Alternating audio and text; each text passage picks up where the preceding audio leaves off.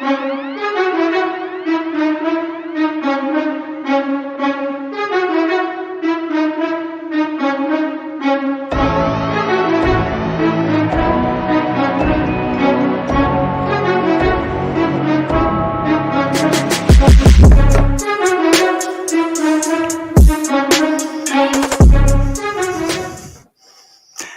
what's up, everybody? Welcome back. This is Take It to the Hizzy Fantasy Football, TITTH number 104. I'm your host, Justin Bruni. I got Nick Davis and Emron Khan with me. Let me bring the guys in.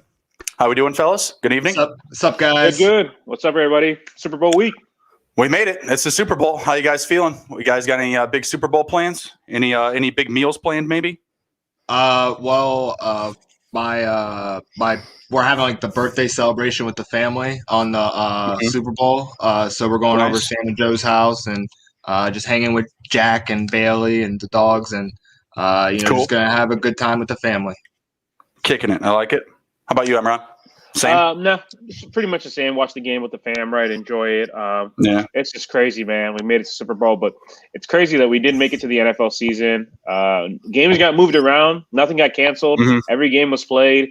Wow. So NFL did its thing, right? It's one of those things we don't think about till now, right? Like, yeah, games got moved around. Some bye week sucked. Some teams got the shit out of the stick, but we played every game. Well, yeah, it's a little bit different than, like the NBA and the NHL where they can just like, oh, yeah, we'll take a week off for this team. We'll take a week off for that team. No big deal. NHL is going to finish at the end of October. It's going to be wild. NBA maybe a month before that. But, yeah, it's we're pretty lucky with the NFL and, the way the game is played, right? On Sundays, you get the week of bereavement, and then they have the flexibility between, the Monday and the Thursday night games. They played around with that. We saw Tuesday, Wednesday night football this year. So, yeah, it was wild, but we made it. We're here. Doesn't look like there's too many guys that got dinged for COVID or anything like that. No big hitters or big names are going to be missing from the Super Bowl. So, yeah, pretty excited. I'm going to be making some hot wings. I'm going to be making some fire. I'm going to be bringing it to the kitchen on Sunday. So that'll be good. That'll be a nice little project to start the day and, lead into the Super Bowl. It's going to be a wild one. So, Nick, you want to run through the injury report here for the Super Bowl? We're going to jump right into it, guys. Yeah, absolutely. So the injury report, do you usually want me to go through every single one of them? Because there's some guys on IR. You want me to avoid those? No, not the IR guys, just for the game. So Le'Veon Bell is questionable with a knee. Mm-hmm. Eric Fisher is out with the Achilles. We all knew that was going to happen. Yeah. That's unfortunate. Watkins is upgraded to probable. O'Daniel, the linebacker, is out indefinitely. Watts is upgraded to probable, who's a safety with a concussion. Fenton is a corner with a foot injury. He's questionable. William Gay, the linebacker, with a knee, he's downgraded to out. And then Limas, Snead, the safety, he's upgraded to probable with a concussion. That's KC. And then Tampa, Antonio Brown's questionable with a knee. Levante David is upgraded to probable. OJ Howard's already out. We already knew that. Oh, Jordan Whitehead, the safety, is downgraded to doubtful for Sunday. Antonio Winfield Jr. upgraded to probable. That's a big one. That is big. That's a big one. That's a big one. And that was it. All right, sounds good. Let's jump into the game preview here. Those are names that you guys are going to want to be following, obviously, going into Sunday. Wouldn't be recommending, like Antonio Brown in like DFS or anything like that. No. But other than that, there's not too many other names out there that, are really going to splash, at least from the injury side of things right now. I heard an interesting thing about Antonio Brown today is that they were talking about how Tom Brady gets what he wants. And actually, Arians nor the GM actually wanted Antonio Brown. Only Tom Brady wanted him. So they're like, even if he does play, they don't expect him to actually be part of the game plan for the game. All right, fair enough. All right, let's jump into the preview. I know we're looking at a 3-point spread, Emron. Is that right? Yeah, it's been fluctuating between 3.5. But I think it's going to settle to 3 by the time the game comes. Yesterday, when I was dropping our preview, the line was at 3.5 in most books. So getting into the preview for this game, this is another game, just like the conference championship weekend, that there was a rematch. This game's happened before. I think it was week 12. Yep. And everybody will probably remember that game. It was big because Tyreek Hill had 200 receiving yards in the first quarter. I remember that game. quarter. That was an awesome game. Yeah. Well, I'm sure it helped Nick win that week. Yeah. Hell yeah. Yeah, it was a good time. Yeah. Yeah, I mean, and that's the reason I was stressed the first quarter is the Bucks in that game. It was kind of over before it started. The final score in that game was a little bit misleading, but they were playing from behind. They couldn't really get their offense going right. Rozier had a really good game, averaging 7 yards a pop, but he only got 9 carries because they were losing by 3 possessions, 20 points most of the game. So coming back in this game, the Chiefs, are the Chiefs. They're playing as good as they can. The Bucks are, coming off of 3 straight road wins, and ironically are coming back home to play in the Super Bowl, first time ever. The big matchups for me and the keys to this game, it's like the old cliche in football, right? It's going to come down to the trenches. The Chiefs are pretty much playing with entire offensive line made up of backups. COVID and injuries, that's worrisome. And if you saw the NFC Championship game, Packers' offensive line, even without Bakhtiari, it's pretty decent. It's got some good players on it. The Bucks front 7 kicked their ass the entire game. They had no answer for Shaq Barrett, JPP, Sue, Levante David. That defense was just nasty. And with them having Vita Vea back healthy, that's just adding more. So they're really going to challenge the Chiefs. And we kind of seen this chink in the armor already when they played the Browns. Mahomes got knocked out of that game. Yeah, and they they barely won that game. The Browns aren't the Bucks. I don't expect Chad Henne to finish off the Buccaneers if that situation were to arise. But conversely, there you're still going up against a 40-plus-year-old quarterback in Tom Brady. If we're going to put Patrick Mahomes' potential health or getting pulled out of this game, I think it's just as fair to throw Tom Brady in that kind of pool as well. Yeah, exactly. And then the other thing to watch on the flip side for the Bucks, they have to start fast. That's like that's what everybody says when they play the Chiefs, right? You can't. I mean, you can't even get ahead of them. If you get ahead of them by 10, 20 points, it doesn't matter. They're going to be able to come back and score on you. So I think for the Bucks, the key is going to be keeping Tyreek Hill in front of them, not letting him break the game. That may mean Travis Kelce has a big game, but if he's attacking you through the middle and getting you 10, 12 catches, you can kind of eat that as opposed to those one-play touchdowns. Having Winfield is going to be huge in this game. So my pick in this game is the Chiefs. I got to go with my guys, Patrick Mahomes and the boys. I think we're really in for a special matchup, right? We have the greatest of all time going against the future, the next greatest of all time. It's goat on goat action. Yeah, I had a little bit of an issue with my mic. Sorry about that. That's all good. That was me. But I think the Chiefs, I think they're going to take it. I think we're going to see a high scoring game. It's going to be a shootout. It's going to be a close one. So I'm going with the Chiefs minus the 3. As long as it's under 4, I'll take it, and then I'm taking the over in this game as well. What do you guys? You guys with me or against me? Against me? Against you. I don't know. I'm with you. So you go ahead first, Nick. All right. I think that the trenches are going to be a big part. I had heard today on the same radio show, I heard about Antonio Brown about the backups for Kansas City, and people underestimate the importance of an offensive line, and that actually gives Patrick Mahomes the ability to use his arm. I think we're going to see Patrick Mahomes scramble a lot more, to probably do a lot more bootlegs, probably a lot more play action just to get that extra second. But I don't think it's going to be enough. And having Antonio Winfield is going to be huge. He is one of the better safeties, the younger safeties in this league, and he has made a huge difference. I mean, he made grown men cry against the Saints when he intercepted the ball at the last second to close the game. So I think that he's going to play a big factor in keeping Travis Kelce at least in front of him. Probably keep him out of that pirouette that he always does for an extra 5 to 7 yards. But I think that the front 7 is going to harass Patrick Mahomes, and we're going to see Patrick Mahomes running for his life. So give me the Bucks covering 3 and give me the win. I'm going to say the what was the over under? 56 and a half. Give me the under. I think it's going to be the same thing as with the Rams and the Patriots when they had like that 3-10 Super Bowl. That was a crazy Super Bowl. But you think it's going to be that low scoring? Yes, I think Tom is not going to offensively really take over the game. I think he's just going to not make enough mistakes to win the game, but it's going to be the defense that's going to make the plays. I think that the offensive line is going to be a bigger issue than what people are leading. So I'm going to go with the Bucks on this. I'm going to go instantly. I like the over, the 56.5. I'm taking the Kansas City Chiefs to cover the 3. I'm looking at like a 34-30, 32-28 type of victory for the Chiefs in this one.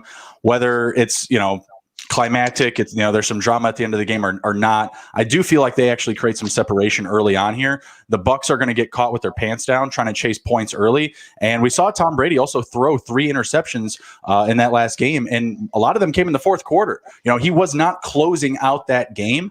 I felt like the Packers kind of let them off the hook. Realistically, not going for it on fourth down to potentially tie the game, to really give the fighting chance. When they didn't go for it on fourth down up against the Bucs, they had stopped the Buccaneers for 3 straight drives, 2 of them with interceptions. So I didn't like Tom Brady in the way that he closed that last game going into this one. Coming home, that's going to be helpful. He's going to be a lot more comfortable. A lot of those other guys are going to be comfortable because we were I think I know Emron and I were knocking the Bucs last week saying, they're going to go into Green Bay. They're going to be cold. It's going to be rough and tough for them. Well, this week they're coming home.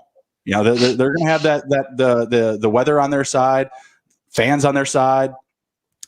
It's going to be a high scoring game, but I still see the Chiefs having just too many weapons. I know the offensive line is banged up, but I see them working both Darrell Williams and Clyde Edwards-Helaire into the game plan. Quick, easy passing plays, a lot of action around the line of scrimmage, mixing Tyreek Hill into some rushing attacks as well. We saw just the Tyreek Hill show and Travis Kelce show in the last game. I think they both combined for over 20 receptions. Everyone else was just kind of sprinkling in some production. And now the Chiefs are getting even more help back with a healthier Helaire and Sammy Watkins. So give me the Chiefs to cover the spread and for the total to go to the over. That is going to be a thing to watch this week, though. Brady and his decision making. He's usually, really sharp in the playoffs. He was really on Brady-like against the Packers. Had those key interceptions. But this week he's playing an elite quarterback. Not that scrub he played last week. So he's going to find a way for him to make him pay. But he does have to be a little bit better than that. He's as good as their defense is. You can't give the Chiefs free possessions.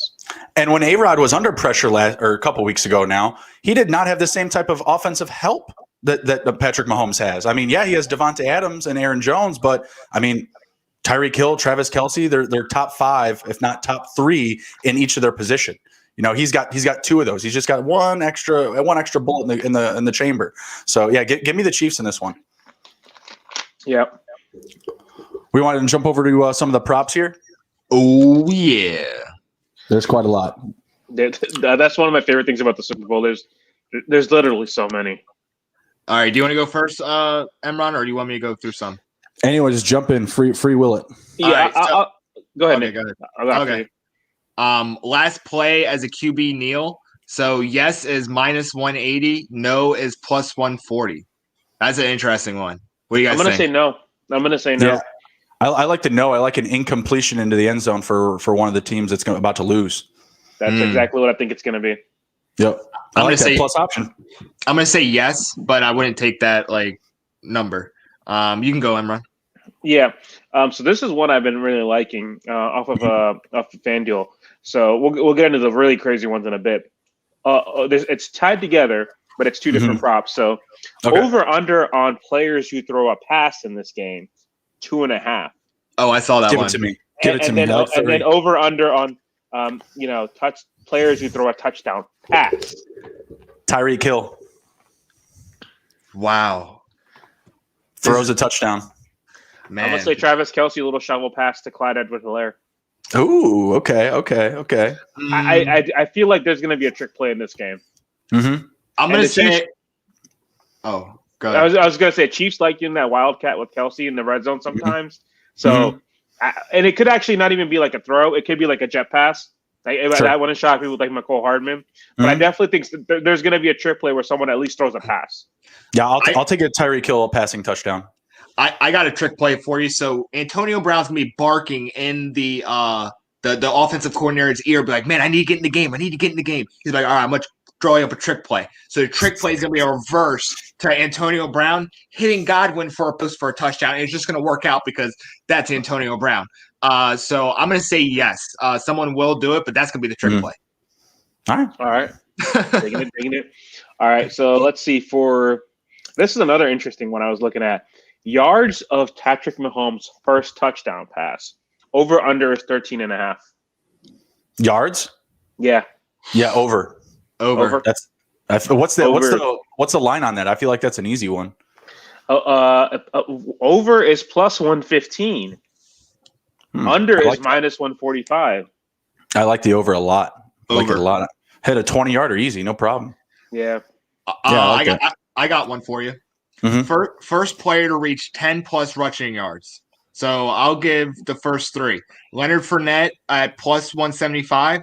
Ronald Jones plus 300. Clyde Edwards-Helaire plus 450. Give me Rojo. Give me Clyde Edwards-Helaire. I'm going to take a shot in the dark and say Patrick Mahomes plus 750. He's going to scramble. I like that. I mean, that's what we've been talking about, the woes on the offensive line, those bootlegs that they're going to draw up. Yeah, so give me – I actually like that. I'm changing my answer to Mahomes. I didn't give it to you. I had it in the screen, so that's unfair, but I'm changing it to Mahomes. Yeah, go ahead. So I had one more for you. So the Mahomes prop we did, how about do it for Brady? Brady's over-under is set at 12.5 for a first down pass. Under. And over is playing plus 105. Under is minus 135. I'm going to say under because it's going to be a 3 to 6 yard pass to Mike Evans for a touchdown, and that's only going to be one of 3 of Mike Evans' touches or whatever catches in this game. I think so. I'm going to take the over as well. I'm going to take the over in this one because I just feel like Brady's going to strike on a touchdown. Like we'll see a 15-yard pass, like not by much. I don't think they're going to get a bomb. But I can see like a 15 to 20-yard pass, like Evans too. I like Evans for a touchdown. I really like the prop for him scoring a touchdown in this game.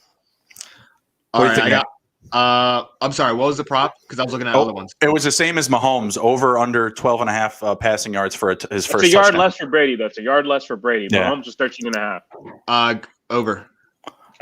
Okay, and then I got one really quick. Does Tom Brady get a rushing touchdown in this game? Does he rush for one? I say yes. I don't have it in front of me. I just pulled that one up out of this little thing up here. Yes. What do you think? What do you think, Cameron? I'm gonna say no. No, the classic Brady 1-yarder. No, I don't think so. Hands it to Gronk for a spike. Does Gronk score a touchdown in this game? Yes. I think so because I have it being a high-scoring game. I'm gonna say no, and Tom just gives it to him to Gronk smash that stuff. That's it. All right, I got one. Do you think it will be a scoregami? So a scoregami is a unique final score in NFL history. So yes is plus 1,100. No is minus 1,400. 1 second. The game is won by a what again? It's called a scoregami. It means scoregami. It means that it's a unique final score in NFL history. Okay. The final score had never happened before. So, for example, a Santonio Holmes reception in the corner of the end zone is a scoregami. No. It's example would be like 11-10 game. Yeah, like a score that's never happened before. A final score that's never happened before. I was thinking like an actual play, like a score. Like, for example, I'm pretty sure like 2-0's probably never happened, right? A safety. I think it has. I hate probably, that. Probably like the 20s. I want nothing to do with it. Because I mean, I would be on Google the whole time, like. So 17-12, like I'm not betting for that to happen. Hell I feel no. like that's happened before. Yeah. I'm sure it has. Like I don't even know. Like I'd have to look up like all the scoring history and all their stuff. Let me pull it up while you guys are looking at other stuff. But I'm interested to see what the scores would be. Come on. So I'll do another prop while Nick's doing that. Is there gonna be a 400-yard passer in this game? Are we gonna have? So I got give me the odds. For this. Where'd it go? Oh yeah, so plus 250 for yes, minus 340 for no. I'm gonna say yeah. I'll make a dollar holler on it. I'll throw $5 on that for Mahomes. I don't say Brady does it. Oh, Mahomes is my guy. Give me Brady on that. Having a hard time reading this. So like a scoregami that I came across was like 11-32, but there's like there's a huge chart that it could like work out. And the Bucks lead 11-0 at half. Like 22-4, the entire row of 4 is like empty. So if one of the teams scored 2 safeties, Ick. Yeah, I mean, I I don't could know see the about Bucks that. getting one. I could see the Bucks getting a safety in the game for sure. I mean, with everything that we've been talking about with the injuries for the offensive line for the Chiefs and just how good the Bucks are, you get one punt inside the 3. You know, anything can happen, right? I mean, but I don't bank on both teams doing it. That would be wild. Yeah, it'd be hard. I thought it would be cool if, like, oh yeah, the prop is like, oh yeah, is it like a historical game-winning play or something like that? I was like, oh cool, I'll get in on that. Like, that sounded a lot cooler than scoregami. I don't know. Yeah, I get you. All right, coin toss result: heads minus 103, tails minus 103. Tails never fails. Never fails. Beat you to it. You did. You guys want a couple fun ones? Yep. Yeah. So, how many times will Bill Belichick be mentioned in this game? Over under is 1. Will they talk about Bill twice? Yeah, absolutely. I'll take the under, I guess. I feel like there's a lot of other stuff going on. He'll come up. I think they'll find a way to do it twice. Will there be a flea flicker in this game? Hell yeah. No. Not a flea flicker. Another Philly special. Tom catches it in the end zone. Yeah. I feel like there could be one, just because what's it called? I just with the Chiefs and Andy Reid. I think he's just crazy enough to do it. I think if one team does it, I think the Bucks do it. I think the Bucks do it. If I can bet on which team would do it, then I'd take the Bucks to do it. Actually, how about this one? How many times will the referees use the chains to measure a first down or a fourth down? Over under 1.5. How many times did they bring out the chains, boys? Over. I think there's something. I'm going to take the under only because the over is so obvious. Nah, they're definitely going to do it twice. It's the Super Bowl, dude. It's the Super Bowl. Yeah, it's got to be. It's got to be over 1.5. That should be easy money, man. Smash the like button, take it to the Hizzy. Sure, the video type of value on that one. Come on. 1.5 I'm measuring the yardage. It's Tom Brady. His best friends go to referee school. He's putting children through referee college right now. How about this one? It's like The Departed, but for the NFL. This one's kind of fun. Will the price of Bitcoin rise during the Super Bowl? Yes. I think so too. I think it has nothing to do with the Super Bowl, though. That's funny. Well, actually, maybe it will fall because other commodities, shouldn't they be going up because of ads? I don't know, man. I think it go either way. I don't think it works like that. All right, let's not go too far down the rabbit hole there. But I'm staying down. I'm staying down, Bitcoin. All right, I got one. All right. Any ruling on the field to be overturned after video review? Yes. Minus 210. No, plus 160. Is Tom Brady playing in the game? Yes. Give me a no. I'll take the plus money. That'd be good parlay. Yeah. What do you guys think about passing attempts? Do either QB go over 39.5? No. 40 attempts? No. It's the Super Bowl. There's a lot of people that touch the ball. Chiefs don't run the ball. So, yeah, I take it. I like it. I think right now. Mahomes could do it. Brady, I'm like. Minus 115 for both players. Minus 115 yes and no for both players. So, yeah, I like it. I like it for Mahomes, no for Brady. What do you think, Nick? I think that they're going to throw a little curveball and rush the ball a little bit more than they usually do because they're getting Clyde Edwards-Helaire back. So he's a good change of pace. I don't see both teams getting it. Definitely not Tom Brady. But I won't say no on both. All right. So how about some touchdowns, some total touchdowns? Tom Brady passing touchdowns, 1, 2, 3, or more. 2. What do you think, Emron? 3.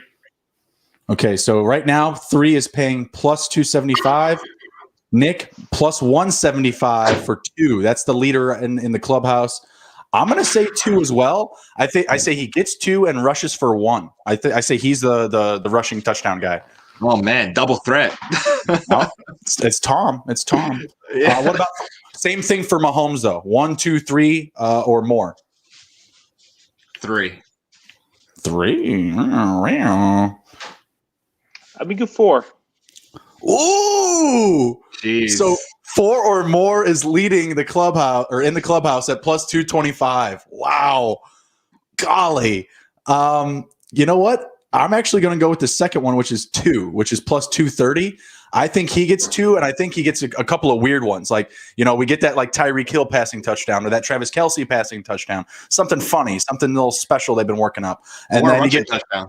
And then you get just like I'm going to tell all you people out there right now, Clyde Edwards-Helaire will not score a rushing touchdown in this game. It will be Williams. It will be Darrell Williams. They're going to use him inside the red zone. Clyde Edwards-Helaire has been banged up. They're not going to want to punish him in close on the goal line up against this stiff front seven. So give me Darrell Williams, for a rushing touchdown, and I'm going to take 2 passing touchdowns for Mahomes here. It's paying plus 230. Emron in the sports books, though, they got the confidence in Mahomes. 4 or more leading the odds. That's high scoring, man. High scoring. And not all of them have 3 bombs. The Chiefs with Hardman and with Hill, they love those jet touch passes. Mm-hmm. All right, staying with the passing theme here. Which quarterback throws an interception first, Brady. and do either of them not throw an interception? Brady. No. Brady and no. So both of them will throw an interception, is what you're saying, Nick? No, I'm saying Brady will throw an interception and mess up both of them not getting an interception. Gotcha. Okay. I think Mahomes throws 1. Brady could throw 2. Okay, gotcha. And we already covered. Someone else throwing it like a non-quarterback's pass. So, all right, who's got one? All right, here you go. Total net offensive yards over under 799.5. Over is plus 110. Under minus 140. Oh man, that's tough. I feel like we need to have up some numbers on this here. I want to say the over. I want to say the over. What do you think, Emron? I think it's going to be a crazy game. I'm going over. That's what I'm saying. I think. Excuse me. The game's going to be high scoring. Mm-hmm. I think as a result, this is also going to be high scoring. So last 10 games for these teams: Kansas City, rushing yards 104, passing yards 272. So that ends up being 376. And then Tampa's actually 107 rushing yards, 314 passing for a total of 422. That ends up being 799 with like the decimal places. So their average is right at that line. Yeah, I want to take the over. Do you disagree, Nick? I'm going to say under because if their average together like ends up being 799, then that's like their average. So I'm going to say that they're going to be under because everybody's going to be playing real hard this game. And I don't think that the offense is going to be as electric as we expect it to be. So I'm going to take the under on it. Well, you picked the under on the game, so it makes sense. So all right, you got another one? Let me see here. How about go ahead. Yeah. No, I was going to say Antonio Brown first reception. I really like this one. It says first reception for Antonio Brown, under or over 9.5 yards. I really like this one a lot. I would say over. I think it's really. I like the under. Where he's banged up. If he gets in, he may just get like a little quick hitter or something like that, just to kind of feel him out. I've been going under as well. I feel like he's going to get like something really, really check downy. Well, the sportsbook isn't leaning either way. It's minus 115 both directions, so they don't have an opinion on it. Yeah. So opening kickoff return for a touchdown. Yes, plus 5,500. Is Devin Hester playing in this game? I can't believe it's the 14-year anniversary of that. 14 years ago on this day. Tyreek Hill's playing though. He doesn't return kickoffs though. Oh, that's BS. Yeah, it is BS. You're right. You're not wrong about that. Yeah. You're not wrong about that. Yeah. Wait, McCall Hardman can return one. I'm gonna say opening kickoff. That's the opening kickoff. Yeah. Is Devin Hester playing in the game? No. Especially now because now the touchback it's moved up to 25 yards. It's just wasting. What are the odds for it to hit, Nick? Like what's the odds? Like if I'm laying $5 on it. 5,500 plus 5,500. So I mean, crazier things have happened, guys. I mean, I would throw $5 on it. I mean, yeah, that's not one of the I hate for the value that you're getting back. I mean, it's not a coin flip. Yeah. Oh, here's an easy one. Oh no, okay, so it's not as easy. It's not easy. Sorry. I have one. I got one for you guys. Any player, a non-quarterback, of course, any player score 3 touchdowns or more? No. No, I don't think so either. I think the one that could do it is Hill or Kelsey. I think even those two won't do it. If I could see Kelsey getting 2, and that's it. I could see Hill getting 2. That's it. Like getting they're gonna 3 get is so hard. So I think watch that Chris Godwin drop like 5 touchdowns. I'll put him as a dark. I could see him get it. I could see them getting in the red zone, and the Chiefs. The Chiefs have a good defense, but you're gonna obviously focus on Mike Evans, right? Because he's just a red zone monster. Probably Gronk because he's so big. By the way, random fact: did you guys know Gronk and Kelsey are the same age? I saw that. I don't know why that blew my mind. I'm actually Gronk, Kelsey, and myself are the same age. Oh, jeez. Oh no. Yeah, so if you think, so if you think Gronk feels bad, think about me and Emron. Okay. We did just start TITTH, so you are entering your prime. You're on the Kelsey side. That's true. That's true. Hey, man, who knows? Maybe we have like a Jeff Garcia career. Jeff Garcia came to the NFL when he was like 32, and he had a good 8 years. Who knows? Kurt Warner came at like 36 and had an amazing career. That's true. But the reason why it seems like one is going into the prime and one's at the end is because we saw Gronkowski from the beginning in the Super Bowl. And he had so much success in like almost 7 years. And then it kind of fell off a little bit and he retired. And basically he's coming back. So he's basically in the same realm as Brett Favre, but he's only 31. And he kind of did that to get out of going to Detroit. And now he's in Tampa. He's like, all right, I'm going to stay here and go to Super Bowls and Gronk smash and talk about whatever he wants. But I think that's the reason why, because Kelsey is now like he's a legitimate tight end. Like it's him and Kittle at the top. But 5 years ago, Gronk was at the top for so many years, and now he's at I would say top 10, top 15 if anything. But that's probably why it seems that way. But that fact blew my mind because I looked at the years, and Kelsey came into the NFL like 3-4 years after Gronk did. Yep. So it wasn't Gronk came in young. Road for him. Yeah, Gronk came in young, and then it's just gonna be crazy to see that matchup. I don't think Gronk gets his touchdown. I think it goes to Cameron Brate. Oh, the Harvard man. I like that too. I like that sneaky Cameron Brate touchdown. Yeah, I like a Scotty Miller anytime touchdown. I like a Cameron Brate anytime touchdown. Cameron Brate is sitting at like 3.5 catches. I like him to hit 4 easy. You know who else I like for anytime touchdown just because it's life? Sammy Watkins. I just feel like it smells like Sammy Watkins is going to have a nice little game like he did last year. If he is in the game and he's playing a lot of snaps, why not? I mean, we saw last week Kelsey and Hill go off. They completely carried the production for all receiving, right? Everyone else, I think the next highest reception was like 3 catches. And what? Hardman had a big play. No, that was the end around, right? That big play Hardman had. And Kelsey had 12 and Hill had 9. And I think Pringle had 3 and then Hardman had that big end around like you mentioned. Yeah. But they didn't really get other production from these lower tier guys. Getting Watkins back is going to be huge for them, and I would love throwing some anytime money on him. Yeah, I like it a lot. Team needs another weapon. I also like the Scotty Miller prop. I was talking to you guys about the first reception. I like him for over 9.5 receiving yards for his first catch. I think he gets a nice sneaky crosser, on a third down play. When everybody's locking up Evans and Godwin, maybe even Cameron Brate's getting tied up by a linebacker. Sneaking some Scotty Miller. I think he is another good option for anytime touchdown as well. Cool. Who is the first reception going to for each team? Kelsey, and then Godwin. What do you think, Nick? Evans and Hill. So Kelsey is leading at plus 250. Hill is behind him at plus 250, so they're both paying even. Mike Evans is at plus 300. Chris Godwin is at plus 325. And Leonard Fournette is at plus 400. And that's who I'm going with. Leonard Fournette, little play out of the backfield. Plus 400, third option. Don't hate it. Let's see. Who's some value here? What about Rojo?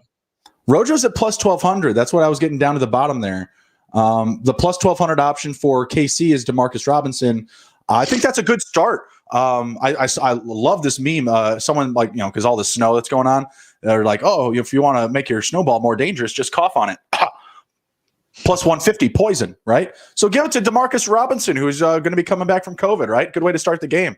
No one's going to want to touch him. They're sleeping on him. He's at plus 1,200. Pringle's at plus 900.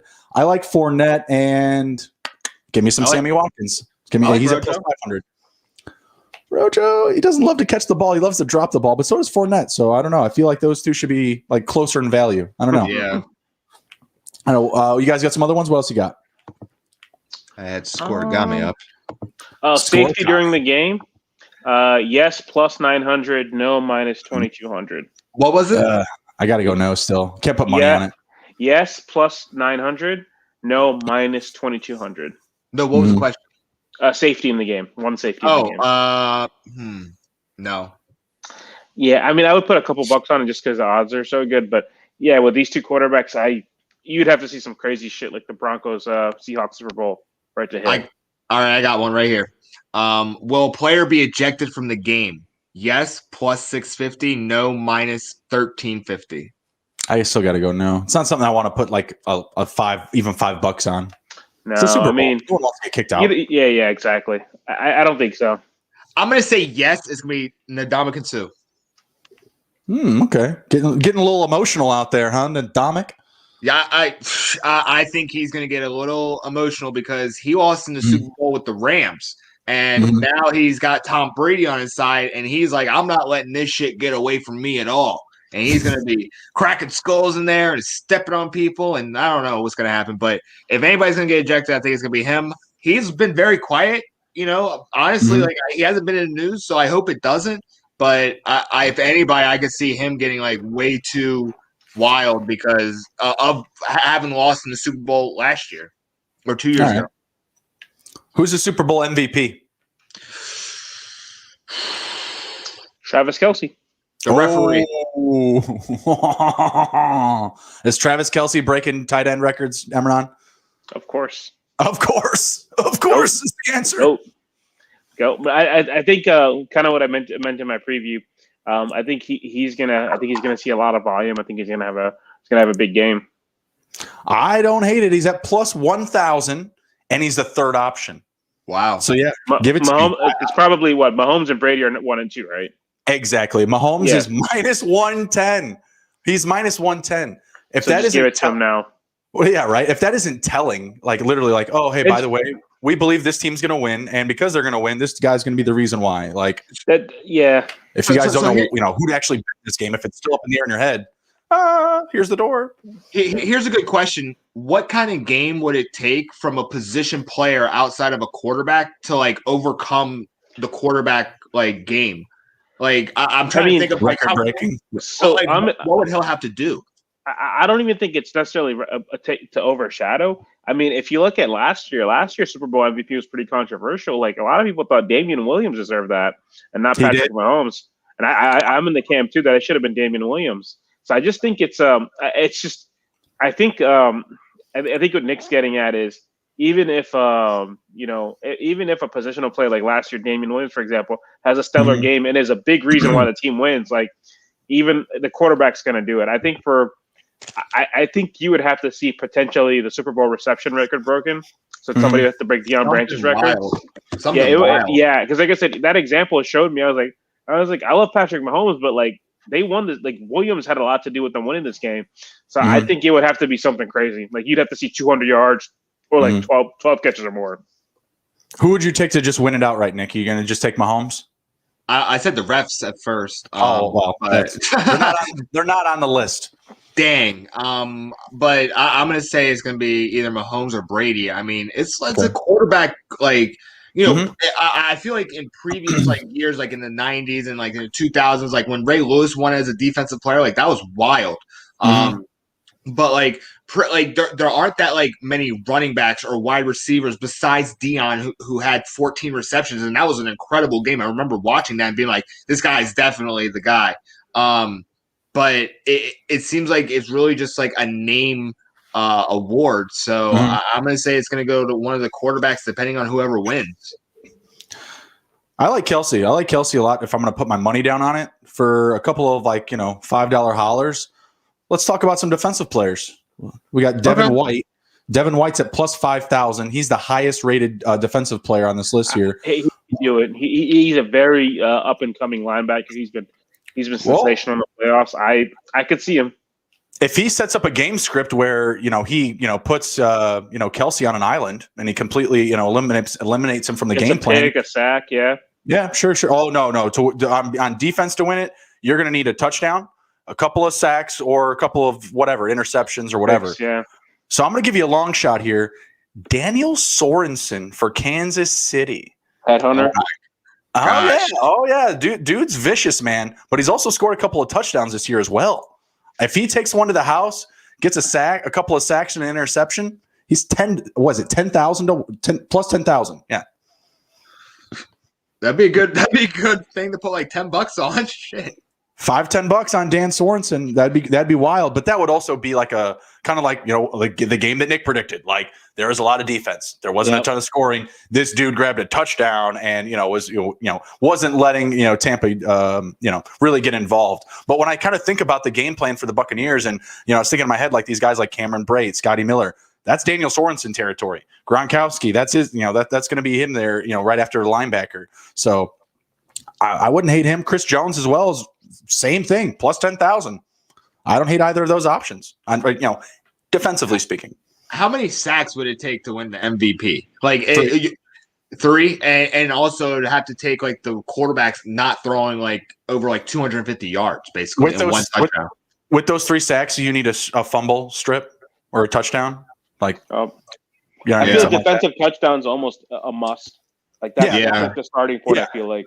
Yeah, a forced turnover, a touchdown, and then take your pick of, if it's, a secondary guy like deflections and an interception, or if it's, a front end guy, tackles and sacks. That's it. Yeah. It's crazy. It's crazy. Really not that crazy.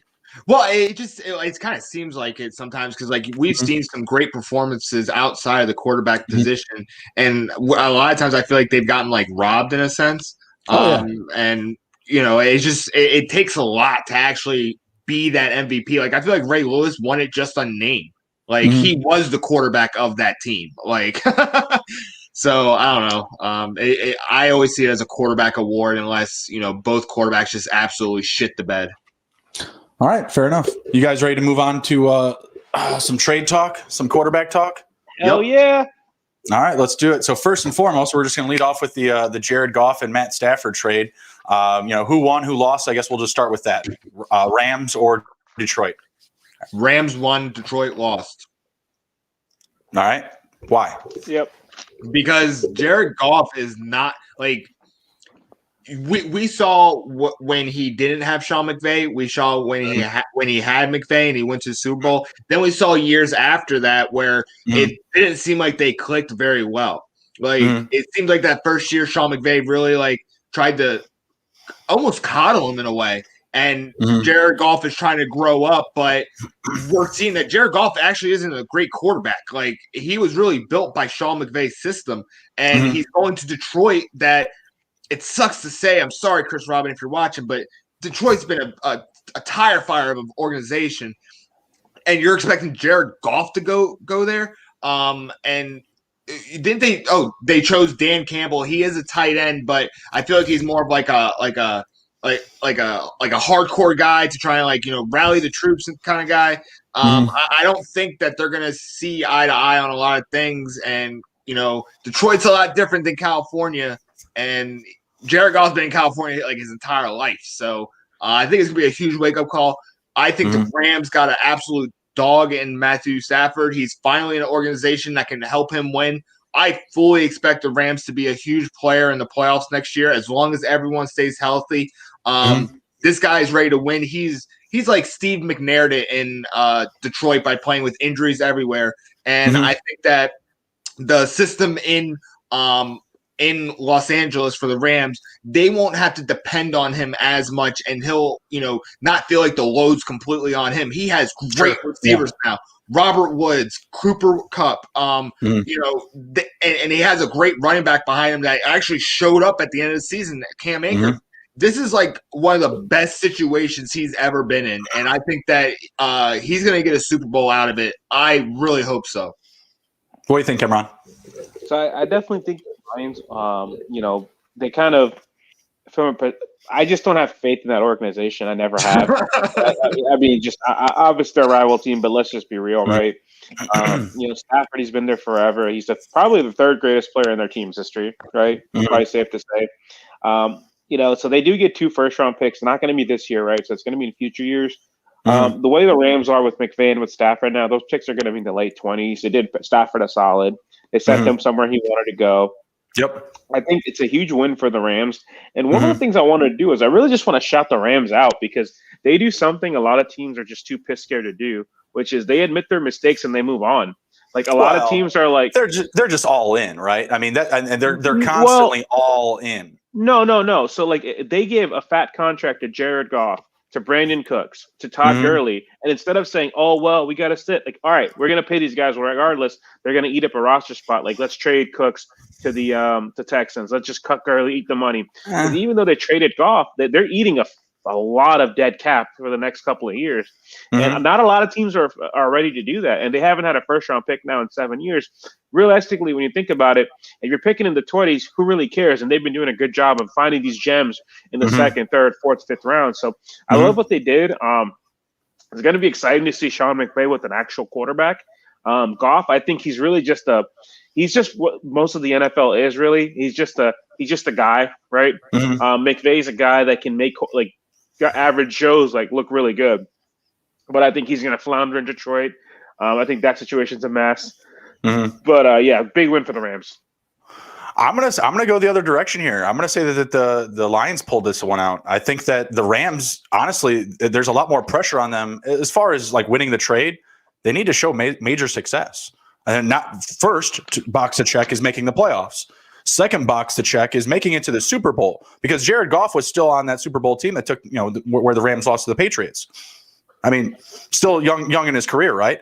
The Lions, they're getting the future first round picks. Whether Dan Campbell makes it to even use those picks doesn't really even matter to me. And for all we know, we could see Jared Goff on the move again from there. There's really no pressure for the Lions right now. They don't even have like receiver weapons for Goff. Like, yeah, they have a lot to build around right now, but I think they have a good foundation going forward.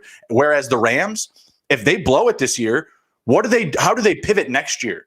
How do you build your team for success another year against the Caps, another year against the numbers? There's going to be a lot more pressure on the Rams to have success this season while they still figure it out with a new quarterback in a new system. Jared Goff, the system was built for him in Los Angeles. We talked about it all season long about how he has to get the ball out fast. I don't think that Dan Campbell or anyone in the Detroit Lions organization hasn't watched film on Jared Goff. They're going to know, like, hey, guys, by the way, Jared needs to get the ball out quick. He's a system quarterback. I don't know if you guys have watched film, but we're going to need to give this dude the bus route. He's going to need to know where to pick up all the kids. All right. So they're going to build a game plan around him. It's not like he's going to be set up for a bad year. I think he'll still be kind of like Emron said, just another guy, middle of the run. But, as far as the Lions, they have no pressure to win the division after this. They have no pressure. Yeah, well, right. Yeah, I guess so. I mean, maybe since like Calvin Johnson was there. I mean, but still, like, I miss those days. I like to think that was the best situation that Matthew Stafford was in. But then you look at the rest of the team and you're like, shit, it wasn't. It definitely wasn't.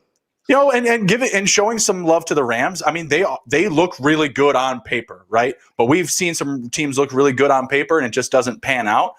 They need to, like I said, they need to check those boxes: playoffs and Super Bowl. If they do, they win the trade. But doesn't that seem difficult still, given the environment of the NFL right now? Doesn't that sound like a taller order still? Not really. Not in the NFC. Not in the NFC. The NFC is not deep at all. Like, if you look at it, like the last 2 teams in the NFC Championship, right? Look at them and compare that to the AFC. Sure. And the AFC easily the youth versus the experience. So Rodgers and Brady are not going to be there forever. Stafford, even though he's been in the NFL for like 10 years, he's 32. He's probably got 6 to 8 more years left. And then in that division, the Niners, I'm kind of like, what are you guys doing, right? The Cardinals, like, they were hyped up this year. What do they do next year? The Seahawks, I mean, on paper that division looks tough, but when you actually get into like the details and the depth of it, it's not like it's unwinnable. They can win that division. Oh, yeah. I think they can make it to the playoffs. Like I said, that's box number 1. Yeah. But after that, now you're in the playoffs, man. And Matthew Stafford doesn't have a track record in the playoffs. He has like 1-3 in the playoffs. I'm not saying he's not going to give him a playoff win. Yeah. I'm not even saying he can't get him to the Super Bowl. I'm saying there's going to be a lot of pressure to do so. It's going to be still a new environment, a new system for Matthew Stafford. And I think people are trying to ring the dinner bell a little bit too soon for the Rams. We got a long way to go here. And like I said, I think there's just a little bit more pressure there that they're going to need to win. They're going to be under the microscope. They said it. Go ahead. I mean, they will be under the microscope. But, I was highly impressed with Sean McVay at what he did with Jared Goff taking him to the Super Bowl against Tom Brady. Like, because I saw the year before and I was like, this guy's a joke. Like, he's not worth the pick that he was.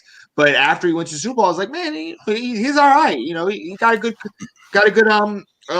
Oh man, I saw that one. That was funny. But the screen's too far away. What's Anestra saying? That Goff wanted to pipe the. They were leaked text, which is why he got traded. Yeah. Don't try that on Dan Campbell, Jared. All right, you don't mess with the dude. All right, don't try it.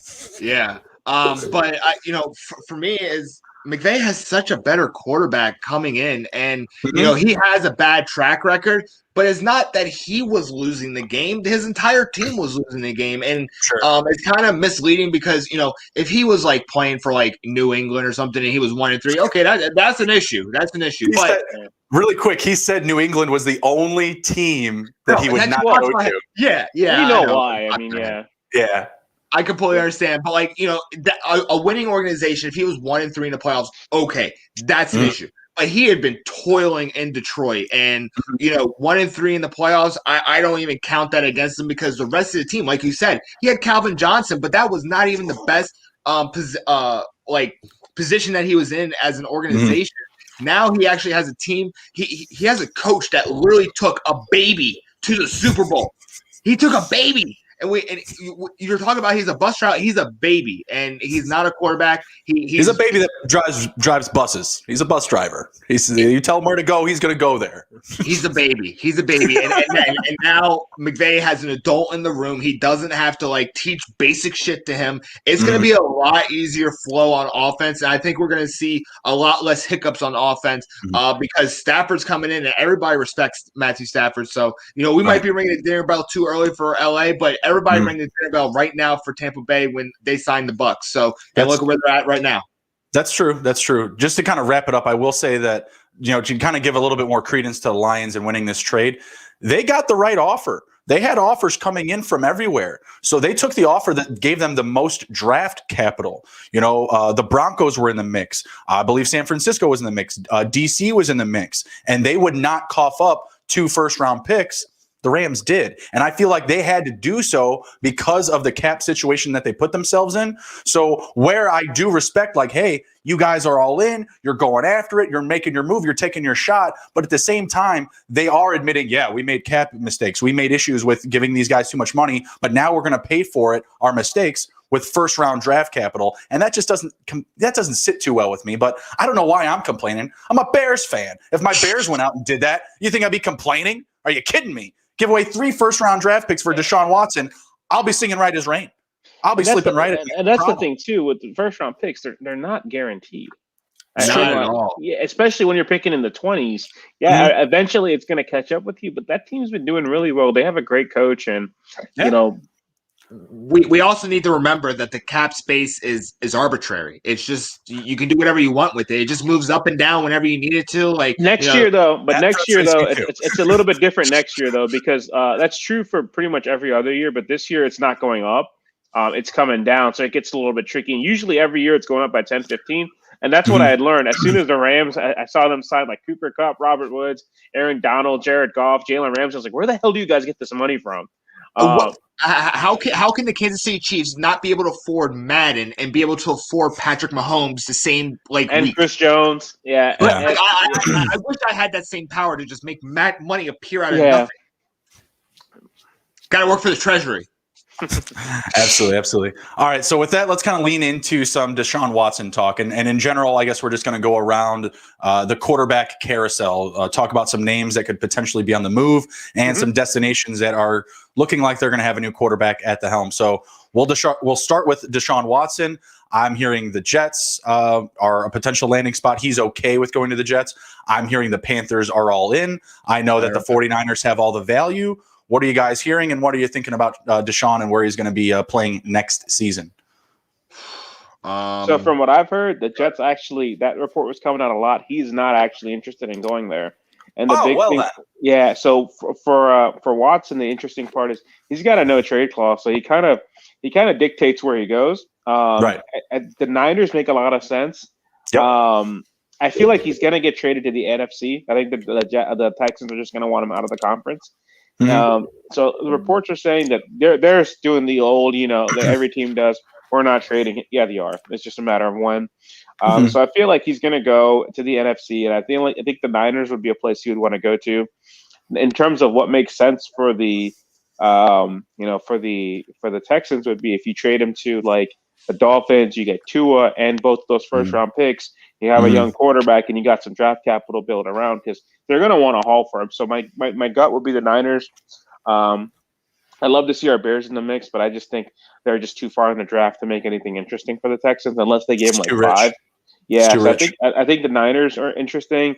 The Dolphins, those would really be the two teams I think that would be realistic. What do you think, Nick?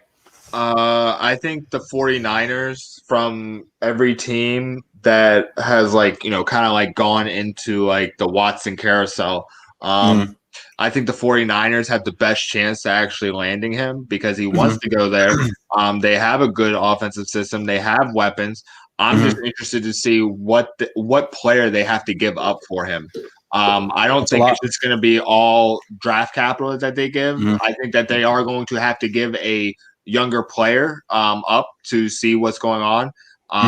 And I see the 49ers doing that. I don't see him looking at the trade for, the Jets and being like, yeah, I think I'm going to waive this no trade clause for the Jets. I don't know what player would be like, yeah, I'm definitely going to waive the no trade clause for the Jets because that's a hard organization and you're kind of going like a lateral move in terms of up and coming and struggling program.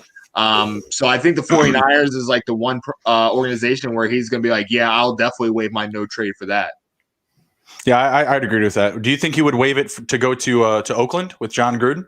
Oh yeah, I heard that too. That's a good one. I saw that Derek Carr would have to go back and some draft capital, but if they can give up Derek Carr and some draft capital for Deshaun Watson, man, they are fleecing Houston, and whoever's running business in Houston, they need to get out of there. That's terrible trade. If the Raiders can pull it off, that's awesome. But that's a good place for him to go. I see that happening, but I just don't know the numbers and all that stuff for the trade. So, we'll see. Yeah. And, I was just gonna say I saw Eric's comment. Does the Goff trade set the bar for Watson? I don't think it does. One of the reasons I think the Rams really had to sweeten the deal is for the Lions. They weren't really getting any salary cap relief. Right, they're trading Stafford's big contract. For their woes, for paying too much. I every time one of my buddies asks me, I tell them it's the Brock Osweiler trade. When literally the Texans had to give the Browns a second-round pick to buy the contract off him. Just take this contract off of our hands. We don't care what the fuck you do with him, but we just can't handle this anymore. So I think that's one of the reasons. In front of you, and unfortunately, that's how you're paying for your salary cap woes, your missteps on the paying guys. So yeah. So, but yeah, I think the Watson trade, I think it's going to be really interesting to see because I don't think we've ever seen anything like this. A superstar quarterback in his prime, right? Really young, 25. But from one of the stuff I saw is kind of in line with Nick was saying that it's not just going to be those picks in the draft. It's going to be they want young defensive starters, not like prospect, like the players that can come in and start. So it's going to be really interesting, because in the NFL, it's a lot to give up, but if you don't have a quarterback, you're not going anywhere. I mean, I think that the Raiders right now, I think they would give up Jonathan Abram and Carr and a pick for Deshaun Watson at this point. But would you consider that fleecing the Texans for that? No, I think I consider it a fair trade. So what do you think? What did you say it was, Justin? John Abram Derek Carr and a pick or two. It's not two defensive starters, but would you do 2 first-round picks, Derek Carr and Jonathan Abram? Can I get something back besides Watson, like a second round or a third round? I'll give you a third next year. Yeah, sure. I'll do it. Yeah. It's Deshaun Watson. I was just saying the Bears, they can give up 3 first-round picks. I don't care. But they don't have a young quarterback to give him back. They said like the Texans, for a team that allegedly doesn't want to trade him, that they want to get they want to get young pieces back, I think. So it just really depends. We're going to stay with the quarterbacks here, but what do you think about an option for our Bears? And Deshaun Watson is too rich, but instead of targeting a quarterback from them, what do you think about maybe giving up like a second or a third plus Robert Quinn for JJ Watt? A second and a third, hell no, that's way too much. Fourth for and JJ Watt. Yeah, because JJ Watt's, I think his contract, the way it's set up, he's going to get cut or traded. Honestly, I trade like a 6th or a 7th. His contract is really high. He's not healthy. He's not the same player. He finished all the games this season, didn't he? Yeah. This year he did, but he's been battling it for the last couple of years. So that's definitely the standard. I'm not against him. I know his wife plays for the Chicago soccer team. So and he grew up in the area, so I think he'd like to come back home. But I'm not against him. So if they could do a super trade where they get him and Watson, great. But I wouldn't give up a lot for him. Mac. We can't take both. We can't take both. But I wouldn't give up one a lot or the other. I wouldn't give up a lot for him. I'll bring in this next guy because we just kind of talked about him a little bit in the Watson trade, but Derek Carr, and I'll kind of even stay with the Bears too. What do you think about the Bears just going out and getting Derek Carr instead of Watson? Nice consolation prize. It's not a bad one. Yeah, he's had a pretty decent career. He's like a good quarterback. Like he's in that like top 11 to 13-ish tier. Like he's probably never going to be top 10. But he's pretty good. Like he could definitely do a lot worse than him. I'm not against it. He's fairly young. He's like 30. Just what does it cost, right? Is it just 1 first round pick? Is that worth it for you though? And end of the first, the 20th pick in the draft. I'm going to say no for this year, but you can take my future for next. I would probably the 20th. I don't like it, but it doesn't hurt me. Like it's like I'd do it, but I wouldn't be happy about it. And like you get a decent solution for 5 years. Yep. So I would do it. Like it'd just be that 1 pick, though. I wouldn't do multiple first rounds for him. All right, fair enough. I think New England would be another good spot for him. What do you think, Nick? Anywhere that comes to mind? Derek Carr? Yeah, New England. New England sounds good. If the Wentz sweepstakes doesn't end in Indianapolis, Indianapolis would be another good spot for him. Okay, I like that too. Anywhere else, Washington, I really don't want to see him in Washington. I don't want to see anybody in Washington, to be honest. There's too much for someone to handle. It's just on the list. We're going to get to. There were rumors they were in on Stafford. They were trying. They wouldn't give up that extra first round pick though. They were being a little stubborn about it. Good for Stafford. Go to LA, man. It's a lot better. But yeah, there's if Miami is open to getting a new quarterback, but I don't like Miami keeps circulating, but I don't think that they're actually like interested. They want to see a little bit more from Tua.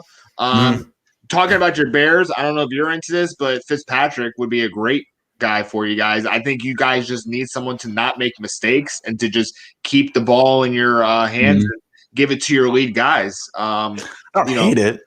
It'd be like a 1 year, 2 year thing. I don't hate it. I don't hate it, but yeah, it's that's all it is. It doesn't really give us any. If they get, what I wouldn't hate is if they were to like take Fitzpatrick and trade up for like my guy Trey Lance. I wouldn't be against that.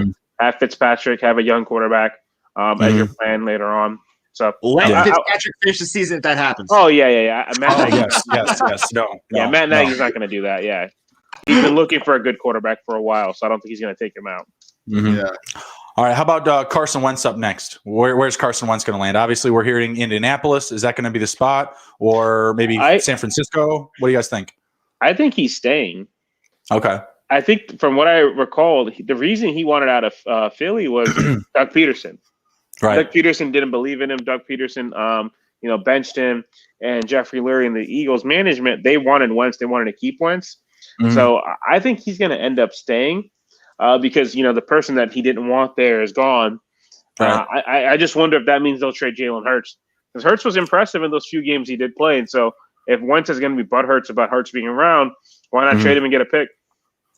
Yeah, I could see it. Nick Sirianni is going to be play calling. I mean, I guess does Carson Wentz have faith in Nick Sirianni? You think? I mean, did you guys see his introductory press conference? I was going to say it didn't really, highlight a ton of like confidence. I'll say in the young man. It reminded me of like that like viral video of that kid. He's like, if you, I've never heard a head coach stutter so much and like just, we're gonna be smart guys. We're gonna do smart. I'm like, what the fuck are you doing? Reminds me of Jeremy Colleton and the Blackhawks. I was like, you guys hired this buffoon and like Eric Bieniemy's over there, like still not getting hired. Like, you fucking kidding me? Like, it's a joke. Yeah, it's a joke at this point. I think he is going to stay in Philadelphia. Okay. I think that it was all conjecture that he was going elsewhere because he wanted out, and I do think his confidence was shaken. I think if they do want to, if the organization really wants to commit to him, besides giving him the contract, they got to take out Jalen Hurts and they got to send him somewhere and try and get some return on him. He's the highest value that he'll ever be as a backup right now. And it's sorry it came in year one, but that's your previous head coach's fault. And that's the conundrum you are in, but you need to get that return back and show Carson that like, hey man, we are here for you. We paid you. We got rid of our coach, and now we got rid of your backup. You got to be the guy, and he's probably going to last like 7 games. So Justin, sounds about right. Sounds about right. Justin, would you give the 20th pick to the Eagles for Hurts? No. For Ertz? Zach Ertz? Jalen Hurts.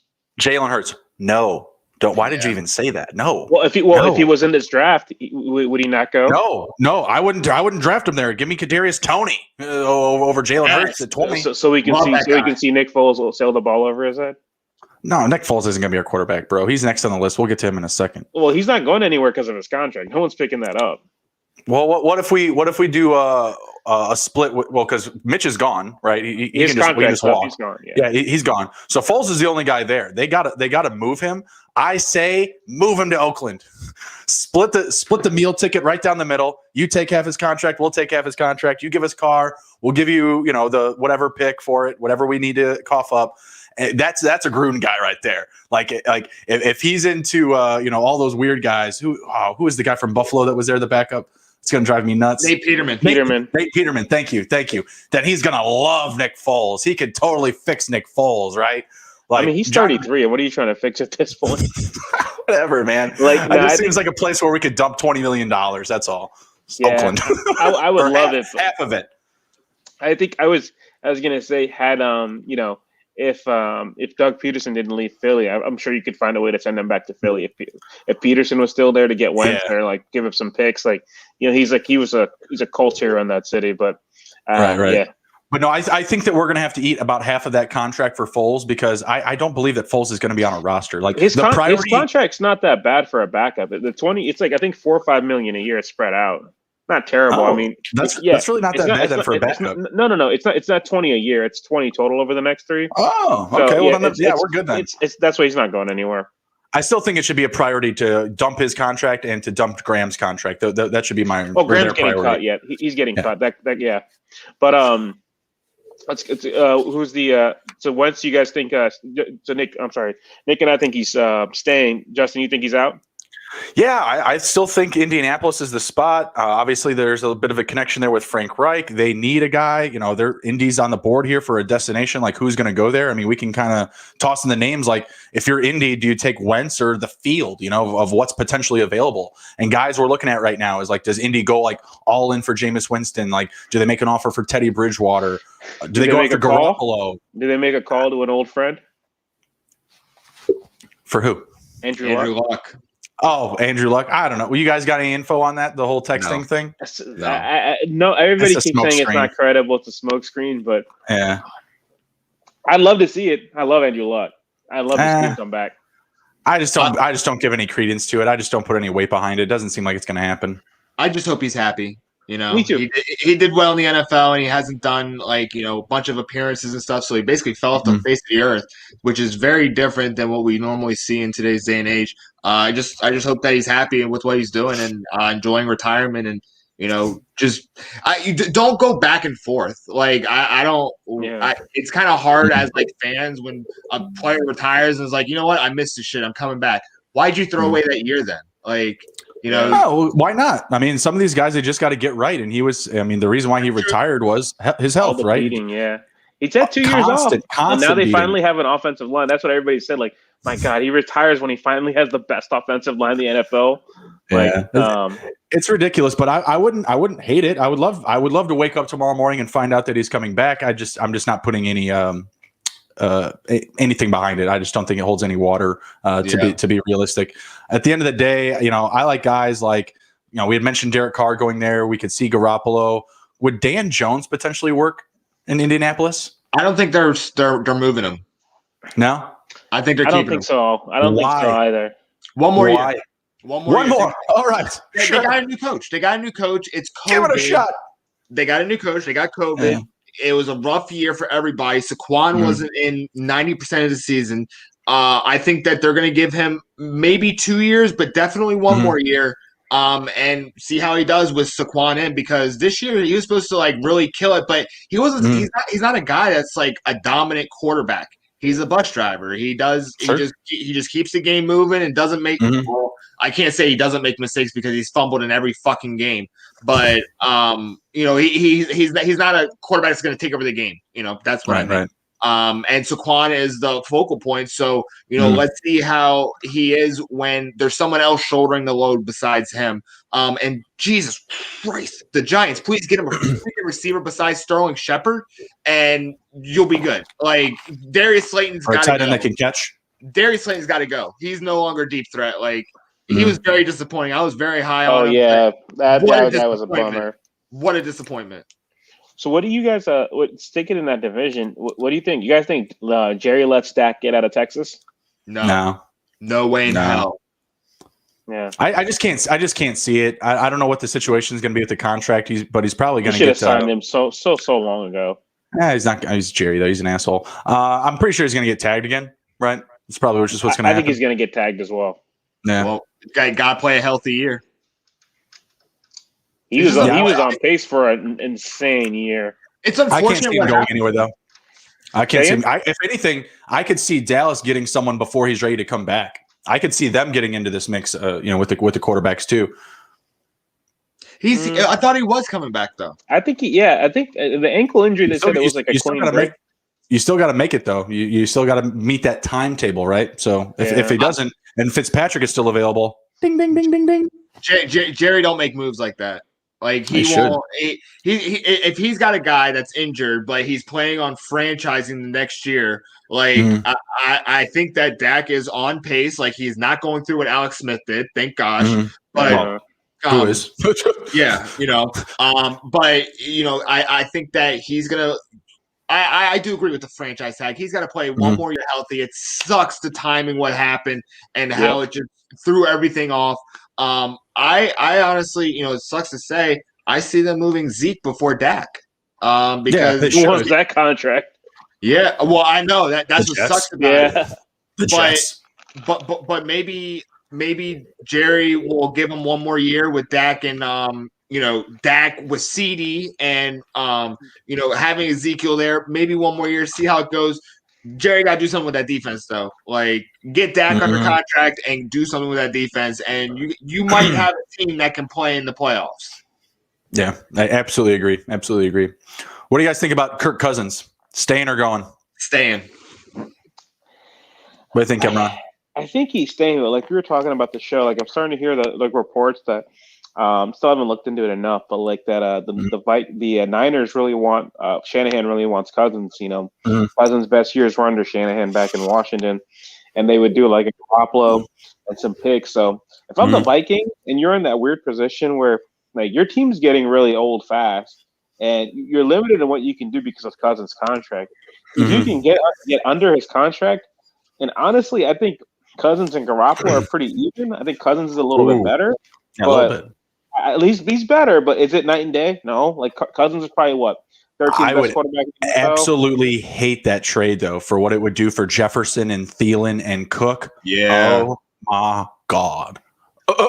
But if you're getting enough capital back where I think you can make it up, it just depends. But I don't think they'll move him. I think they tried to rebuild on the fly last year and didn't work out. They're going to try to, see if another offseason will help them out. But that team is getting very old. Yeah, I think he's going to stay. I don't think he's going to wind up going anywhere. The 49ers situation interests me, but I don't like that move for the Vikings. Like I think that puts you in a worse off situation with Garoppolo with those weapons that you have. I'm surprised that the Niners didn't go a little bit harder after Stafford. I think that would have been another place where he would have fit great. Yeah, I don't know why they didn't give up the extra pick. I mean, that's literally all it was the Rams gave up the extra first round pick. That was the deciding factor at the end of the day. Because exactly. The Washington trade was actually very close for Stafford. Like they were the next up. But no one was budging with this extra pick. They were who was it? The football team was going to give up like a defensive player too. Yeah, and the weird thing is for the Niners, you lose like the 12th pick this year or whatever pick they have, but next year with Stafford, if everybody's healthy, you're probably picking mid to late 20s because you're in the playoffs. Like, who gives a fuck? Like you have a quarterback now, but digress. All right, next guy up, we got Teddy Bridgewater, staying or going. It sounds like the Panthers are all in for Watson, so I can't believe that they have a ton of confidence moving forward with Bridgewater. I wouldn't mind him on the Bears, to be honest, if they could make a deal, maybe get a little three-way trade going. We get Teddy, they get Watson. Houston gets like a pick from us and a pick from them. I don't know. I think Teddy's going to end up staying, but I think the Panthers' first-round pick is going to be a quarterback. I think the way that new coaching staff is, they're probably not planning on picking again in the top 10 for a while. So if they have a shot at one of those 4 quarterbacks, they may make that trade. Probably not start him right away or not even year 2. Let Teddy kind of fill his, game manager role. But it's pretty obvious they're looking to upgrade that position. What do you think, Nick? I think he's going. I either if they don't get Watson, I do see them reaching for a quarterback to try and jumpstart these young weapons that they have around. I think that Teddy got a really raw deal with not being able to exactly play with Christian McCaffrey the entire year, but he had Mike Davis who gave a lot of production. Yep. And I think that kind of showed them that, even if Christian McCaffrey does come back, Teddy still isn't the guy in Carolina. So I think that that's why they're willing to move from him, but I think he's not going to be in Carolina next year. It sucks. His whole career has been like a sad story. It's been really bad, but it's how the game works sometimes. Anywhere in particular you could see him fitting in? I still like him as an option for Indy. I just mentioned the Bears. I don't think a job for the Jets would be that terrible. I mean, I kind of like him a little bit more than Sam Darnold, to be honest with you. Washington, DC, yeah, I don't hate that either. Because they don't need a quarterback to dominate. They just need a clone of Alex Smith, and I think Teddy Bridgewater is pretty close to it. Yeah, I think Washington would be good. I think the Colts would make some sense. It's just with these quarterbacks, it's really hard to say where they'll go because I think Adam Schefter reported it could be as many as 18 teams could have a different starting quarterback, and it's so crazy because if Kirk Cousins doesn't get traded, that could mean 2 other teams end up with the same quarterback they had last year. If he does get traded, that could mean it's just like it really is like a game of dominoes. Like one guy, especially with Deshaun Watson, right? Depending on where he goes, 4 teams. That may be their only guy that they wanted, and now they're kind of stuck with whatever they had. Right. Exactly. All right. Matt Ryan sounds like he's staying.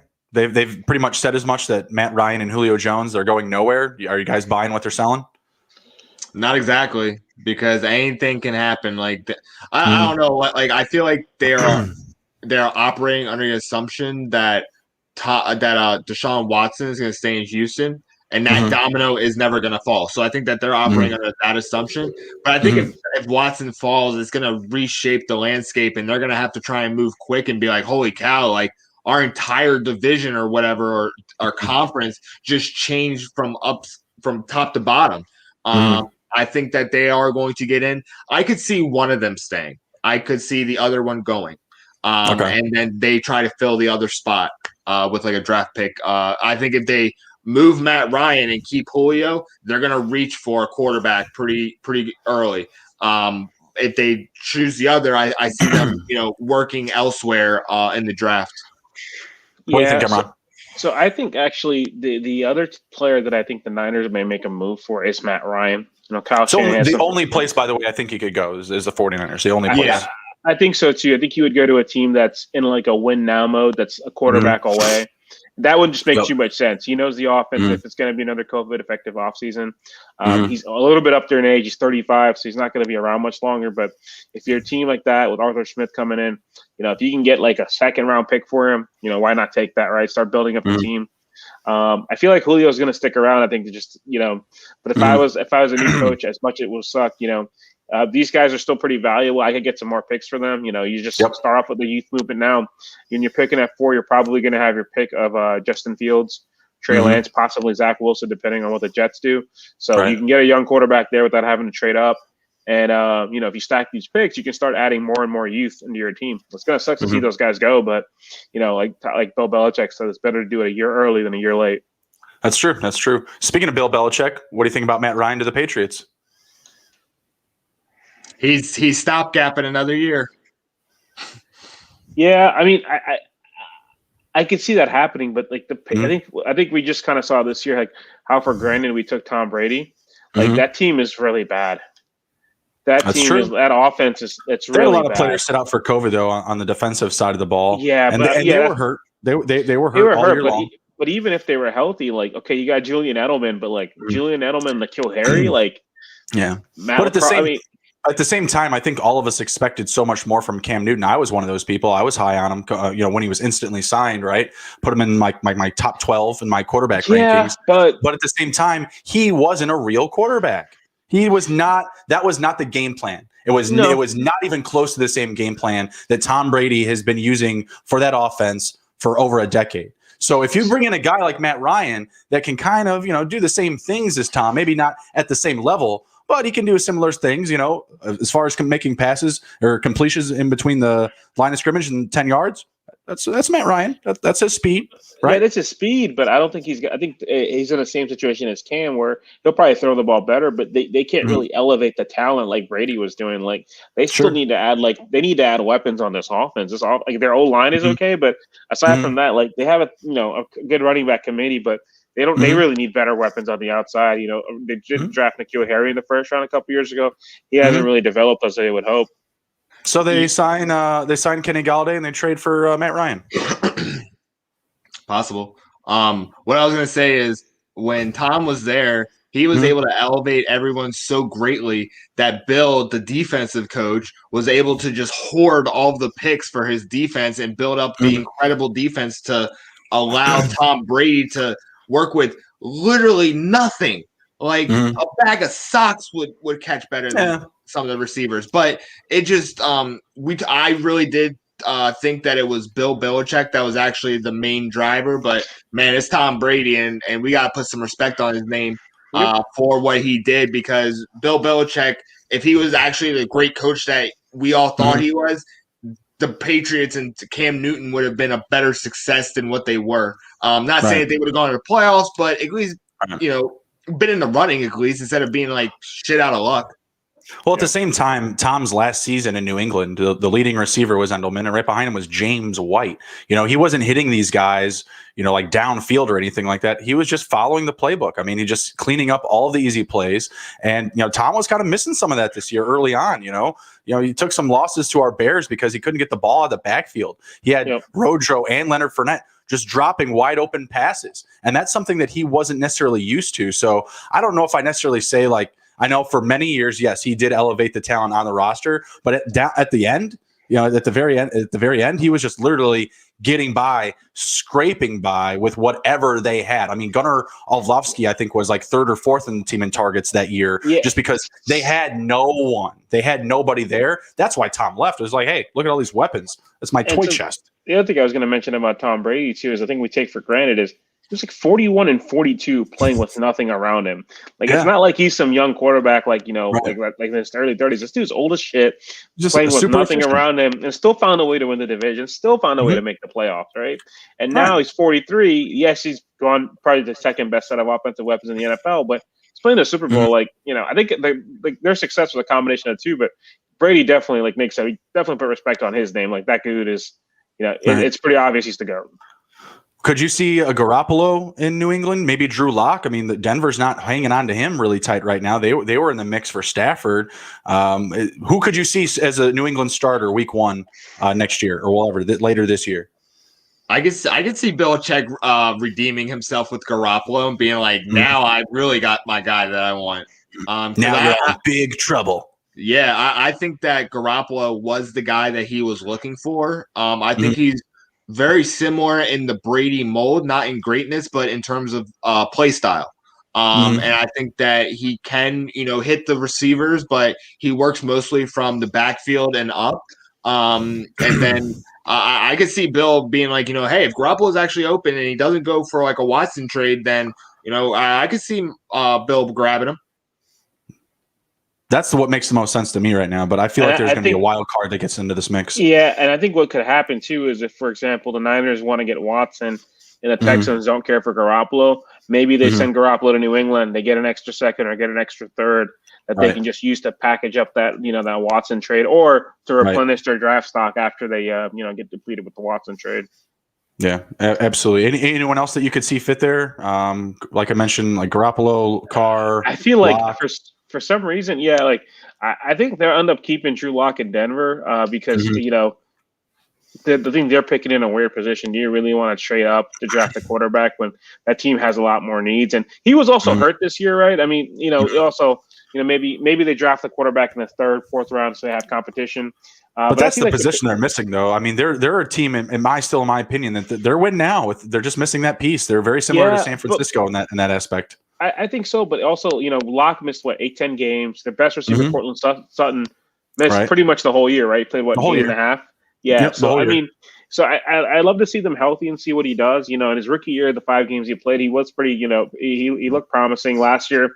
Never was really probably healthy. So I'd love to see him in year 3, but it's just been very streaky. Thus far. He has. And the Stafford trade is what troubled me the most. Like they were in on it. They were like 3rd or 2nd in the race. They were making the phone ring in Detroit. So I don't know. It was kind of troubling. Like, man, they're really after somebody else. So we'll see what happens with him. I think that's pretty much all I had up here. Any other ones? Oh, Watson or not Watson, Winston or Hill. Who stays and who goes? And if so, where do they go? Well, because Sean Payton has a weird love affair with him, I think Hill stays. Winston's going to get a starting job somewhere else. You think so? What do you think, Nick? I think the same thing. I think that there's no way that Winston stays. Wait, like the question is where do you think he'll land up? And man, like not a single team except like the Jets, just because they're so bad, would actually benefit from him being there. But I feel like those teams that are like trying to make that last push because they need that quarterback, Winston's not that guy for those teams. He should be going to an organization that needs a lot more help, and he just can make those mistakes because he's not going to change that. That seems to be just part of his repertoire. Right. I would like to see Hill somewhere else. I'd actually like Hill for the Patriots. Hill is a better version of what Cam can do, in my opinion, right now. Like what I've seen Taysom Hill do, I would love to see that offense that we saw this year from Cam ran by Taysom Hill in 2021. I wouldn't hate that at all. The top brass in New Orleans, they're saying they want Winston.